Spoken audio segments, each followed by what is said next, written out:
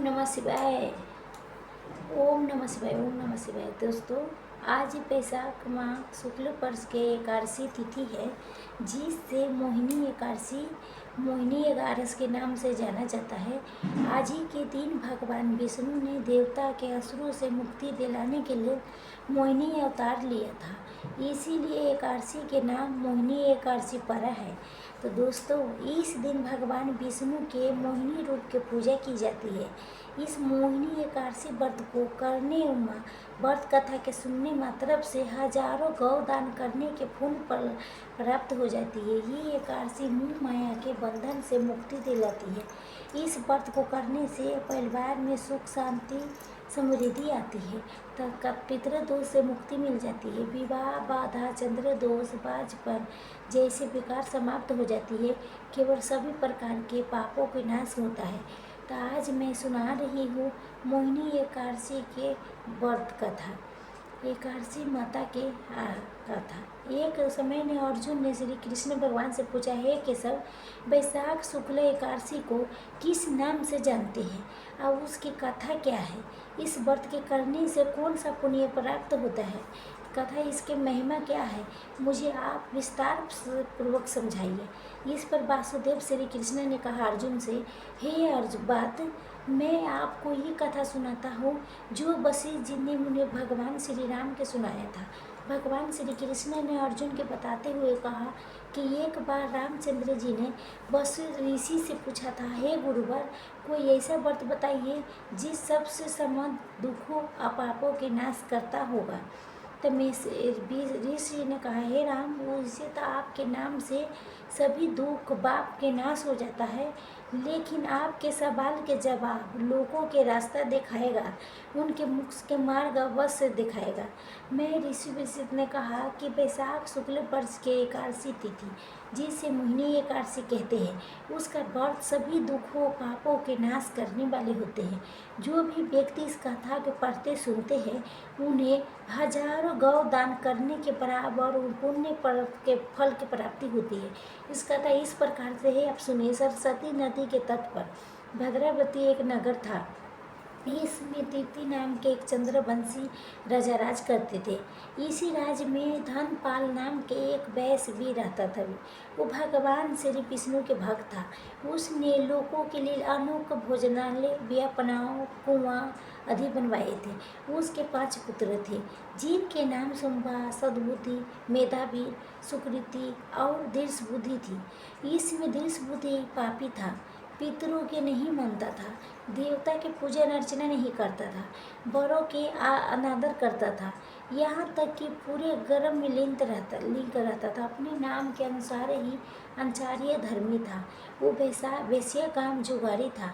वो पर स्त्रियों के साथ भोग विलास किया करता था, मांस मदिरा के सेवन करता था और अनेकों कुंभकर्ण में अपने पिता के धन नष्ट करता था। इसी प्रकार एक दिन के बात है, जब धनपाल ने अपने पुत्रों के नगर के चौराहे पर एक वेश्या के गली में बाएं डाल के कहीं जाते हुए देख लिया। इससे धनपाल को बहुत क्रोध आया। वो सभी बातों से धनपाल उससे बहुत परेशान हो गया था। एक दिन तंग आके धनपाल ने दृढ़बुद्धि को घर से निकाल दिया तथा उसके भाइयों ने उसके त्याग कर दिया था।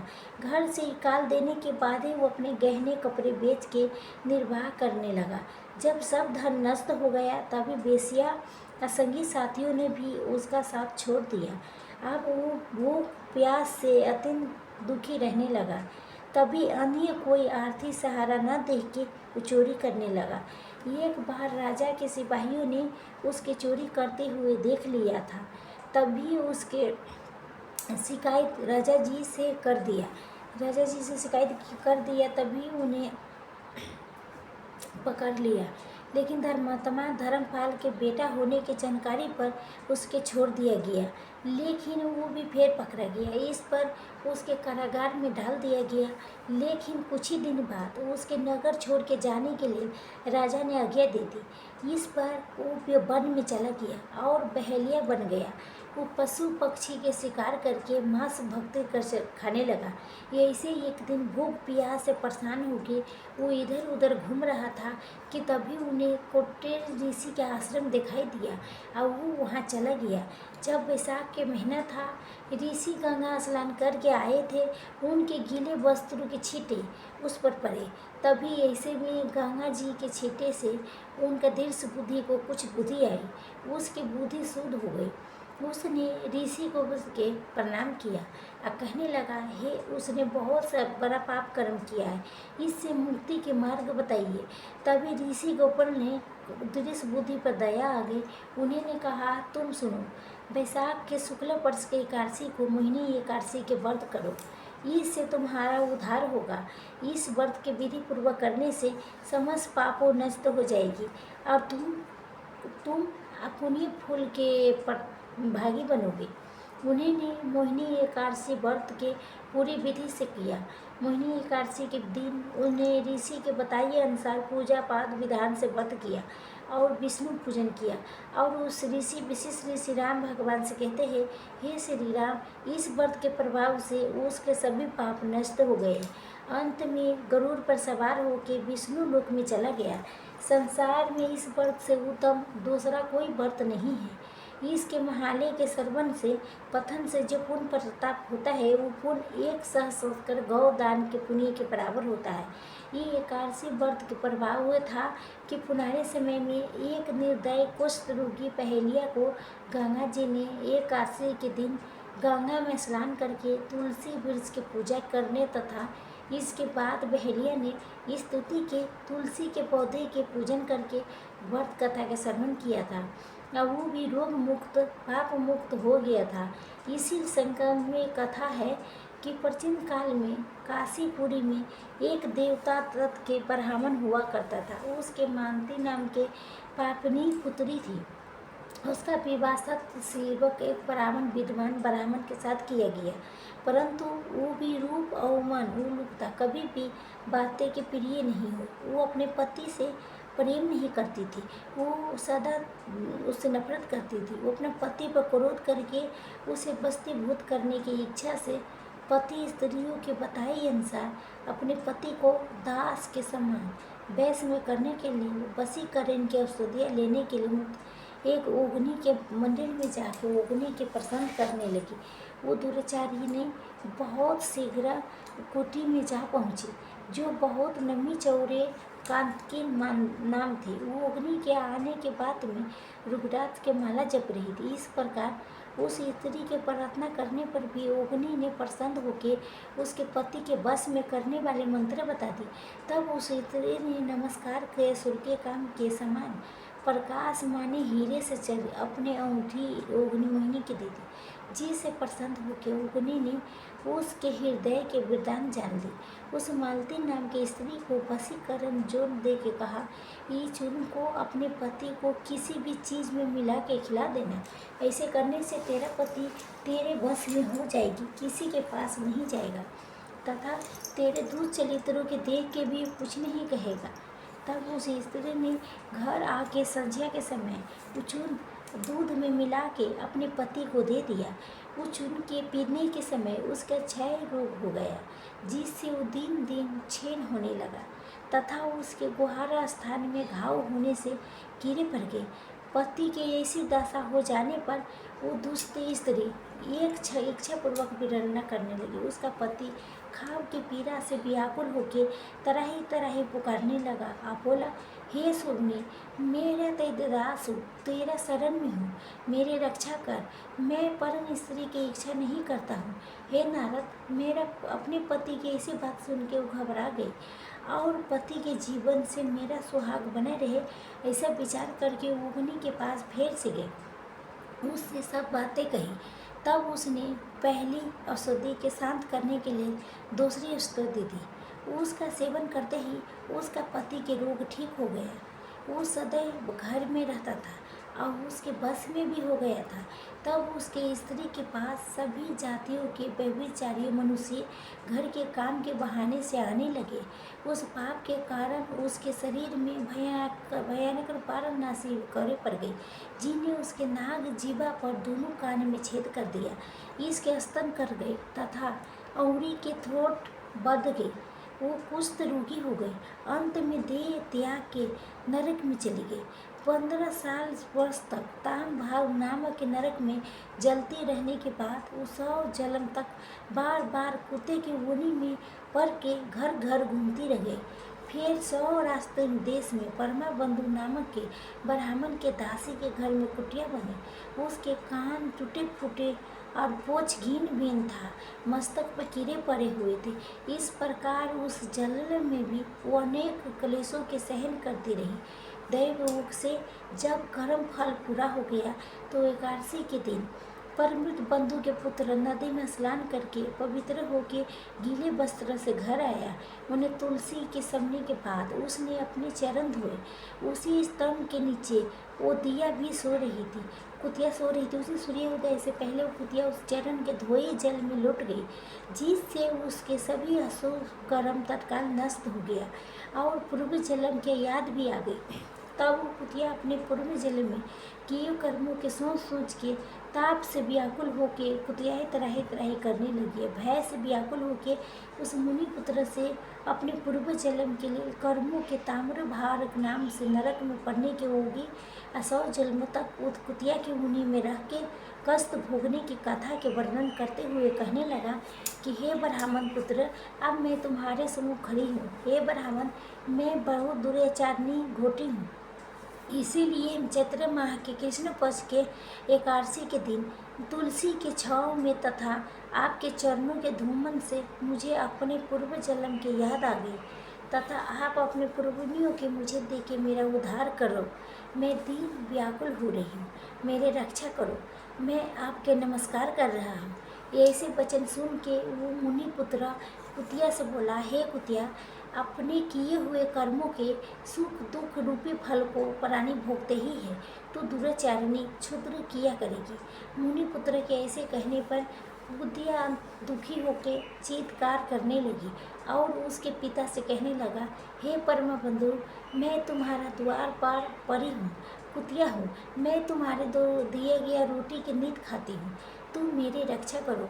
गृहस्थी महात्मा के घर पर जो परे रहते हैं उनका उद्धार करना उनका आवश्यकता कर्तव्य है। ऐसा न करने से वे भगवान के कोप से अपना सर्व सुख के नष्ट करके अंत में नरकामी होते हैं। ऐसा वेद वेतानों के मध्य है कि ये कर्मों तथा तुम दयालु हो तथा मुझ पर दुष्ट बुद्धियों के उद्धार करो। दुखिए कुतिया के ऐसी बात सुन के पद्मावती शीघ्र ही घर से बाहर आए और कुतिया से पूछने लगा कि क्या बात है। तब उन्हें वहाँ खड़े हुए मुनि पुत्र ने सभी कथा वर्णन किया। अपने पुत्र के वचन सुन के वो वैष्णव होके बोले, मेरा पुत्र हो के भी तुम ये क्या किया है पुत्र? साधुओं के ऐसी बातें कहना अनुचित है। देखो, चंद्रमा, सूर्य, पवन, पृथ्वी, अग्नि, जल, चंदन, महात्मा लोग सभी लोग परोपकार में स्थिर है। हे पुत्र, प्रति जिगने देवता के उतार के लिए दैत्यों के महाबली जान के भी अपनी हड्डी भी निकाल के दे दी। राजा से सीरी ने कबूतर में बदले अपने मांस काट के दे दिया था और जितमहान नाम के राजा भी ने महात्मा गरुड़ के लिए अपना जीवन दे दिया था। विद्वान ब्राह्मण तो सदा दया ही करते हैं। जैसे मेघ सुख तथा असुर दोनों जगहों पर परावन पानी बरसाता है, चंद्रमा चांदाल के घर में प्रकाश करते हैं, उसी प्रकार बार बार प्रार्थना करते हुए इस कुतिया के दुख को मैं अपने पुण्य के प्रभाव से दूर करूँगा। इस प्रकार पुत्र के समझा के स्वयं परमा बंधु ने कुतिया से कहा, हे कुतिया, मैं तेरे निमित्त एकादशी के दिन पुण्य तुम्हें देता हूँ, तो आप अपने सब पापों से छूट के विष्णु लोक में जा।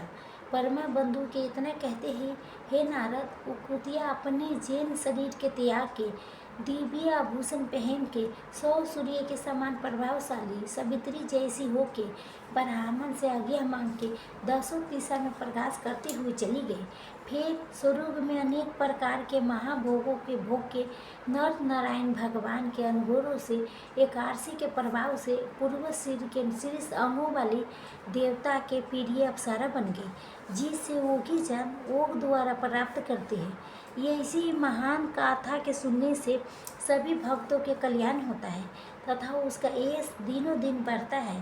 तो एक बार प्रेम से बोलिए श्री शालिग्राम भगवान की जय। ओम नमः भगवती वासुदेवाय नमः। तो दोस्तों आप श्रवण करेंगे एकादशी के दिन सुनी जाने वाली एकादशी माता की कथा। ये कथा सुने बिना व्रत कथा अधूरी मानी जाती है, इसे पूरा जरूर सुनिएगा। एक बार एक बूढ़ी माँ ने एकादशी के व्रत रखा था। बहुत भाव भक्ति से पूजा अर्चना करती थी। उन्हें वृद्धावस्था में क्या बाधा थी, वो तो अपने पुत्र पुत्री की सुख सुविधा के लिए व्रत किया करती थी। वो दिन भर तो जरा सा कठोर मन करके अपने प्यास को रोके रहे और दिन में ब्राह्मण के मिट्टी के पात्र में भर के पानी ऋतु फल दान दिए। दूना भर भर के चीनी और दही भी दिया। उन्हें गर्मी के कारण बहुत बेचैन होने लगी, इस कारण बहुत देर तक पानी में पड़ी रही, मुंह धोती रही। तभी कहीं थोड़ा बहुत धैर्य बन पाया। धूप तो तेज पड़ी रही थी, इस कारण बार बार मुंह सूख रहा था। बहुत बेचैनी होने के बाद एक तो बुढ़ापा और दूसरा ओर ये भय लेकर गर्मी। वृद्धावस्था की स्थिति तब कुछ दूसरे ही प्रकार की होती है।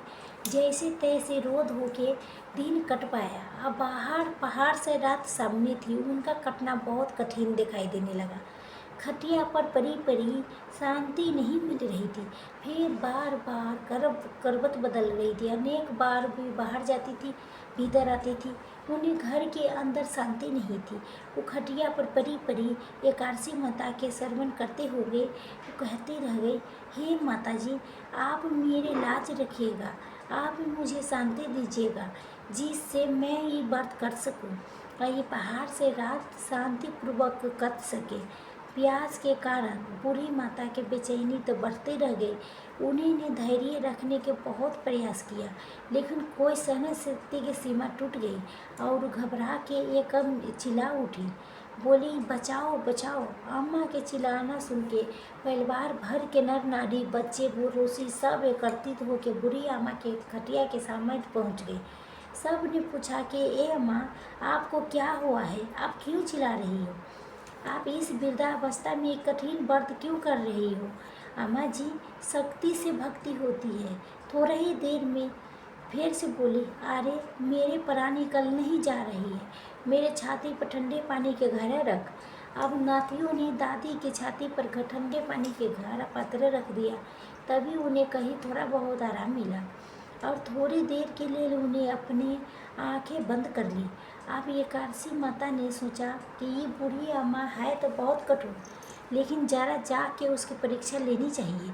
वो अपने आधी रात को मुर्गा बन के पेड़ लगाने लगी। मुर्गा की आवाज़ सुन के दादी जल्दी से उठी और बाहर जाके आसमान की ओर देखने लगा। आसमान में कहीं प्रातःकाल तारा नजर नहीं आया। वो सोचने लगी कि शायद मुर्गा कैसे बोल गया। उन्हें प्यास तो लगी रही थी, लेकिन थोड़ा बहुत उसका मन भी विलंची हो गई। अंत में उन्हें निर्णय कर लिया कि मैं यहाँ व्रत के पूर्ण करके छोड़ूंगी, चाहे भली मेरे प्राण क्यों नहीं निकल जाए। ये सोच के फिर वो खटिया पर सिर के लेट गई। थोड़ी देर में एकादशी माता ने उनके फिर से परीक्षा लेने चाहिए। एक छोटी सी बालिका एक गिलास में शरबत लेके उनके सिरहाने आके खड़ी हो गई और जोर से बोली, दादी जी, सवेरा हो गया है, आप हाथ मुँह धो के शरबत पी लीजिए। पहले तो शरबत के गिलास देख के उनका मन मचल उठा, किंतु अचानक व्रत के श्रवण हुआ है और फिर उन्होंने सोचा कि मैं किसी प्रकार से अभी शरबत नहीं पी सकता और शांतिपूर्वक अपने खटिया पर लेट गया। फिर थोड़ी ही देर में वो ऐसा लगा कि जैसा किसी ने उसके पानी के कुएं में पलट दिया हो। वो बहुत देर तक हाथ पैर चलाती रह गई, किंतु उन्होंने अपना मुंह में एक बूंद भी पानी जाने नहीं दिया। वो धैर्यपूर्वक अपना व्रत पालन करती रह गई। थोड़ी देर में न जाने कहाँ से सामने आग जलने लगी, इससे भारी गर्मी बढ़ने लगी। प्यास के कारण प्राण निकलने लगी, किंतु बूढ़ी अम्मा के कुछ भी नहीं बिगड़ पाया। वो जहाँ के तहाँ मुस्कुराती हुई बैठी रह गई। थोड़ी ही देर में बाहर प्रकाश दिखाई देने लगा।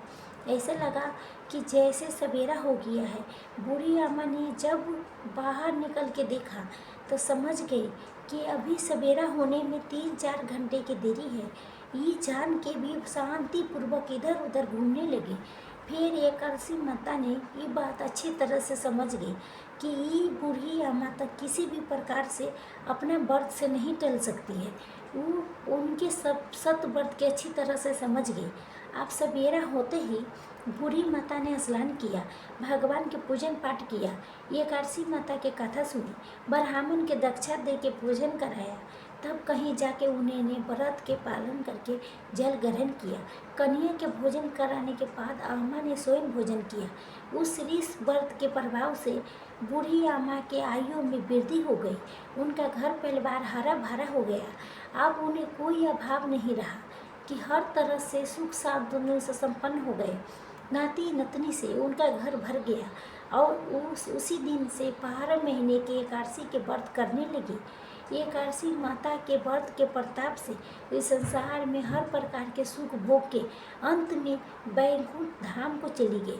जैसे एकादशी माता ने बूढ़ी माता के उनके परिवार को हरा भरा किया था, ऐसे ही एकादशी माता ने हम सभी के मन कामना के पूर्ण करे और हमारे परिवार के हरा भरा करे। बोले लक्ष्मी नारायण भगवान की जय।